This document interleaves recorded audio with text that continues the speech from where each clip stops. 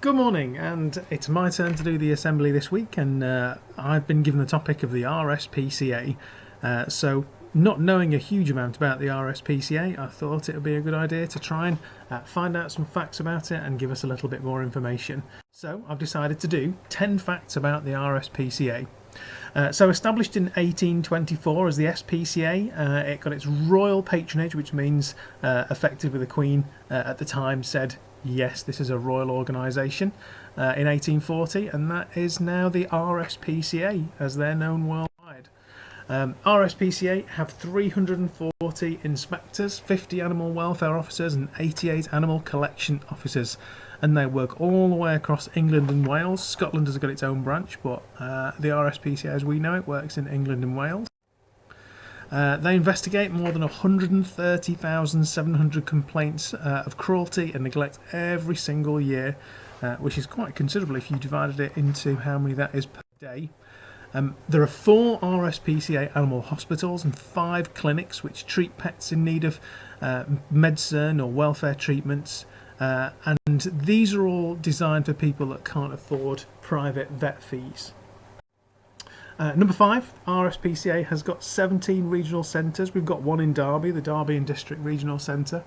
And it works across England and Wales, and you can adopt pets, rehome animals, more from that organisation, and they do that more than anybody else.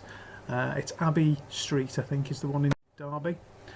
So the RSPCA has got 4 specialist RSPCA wildlife centres.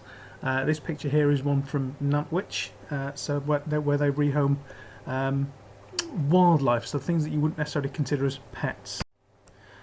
In 2018, the RSPCA rescued 102,900 animals from distress or danger or cruelty, and they found new homes for 40,738 animals, and they work across all animals.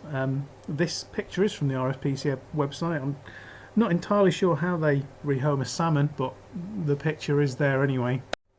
And also they carry out 211,699 microchippings, neuterings and treatments, just to make sure that if people can't afford to have that happen, then they can go somewhere to get that to happen, so then the RSPCA don't have to deal with unwanted puppies and kittens, etc. And lastly, in 2018, the RSPCA took in 18,337 animals to their wildlife centres and investigated over 130,000 complaints. So if you want any more information about the RSPCA, then I would suggest you have a look at their website. It's full of really useful, fascinating information, and if you want to get involved, there are lots and lots of ways for you to be able to volunteer to help out. Okay, have a good week.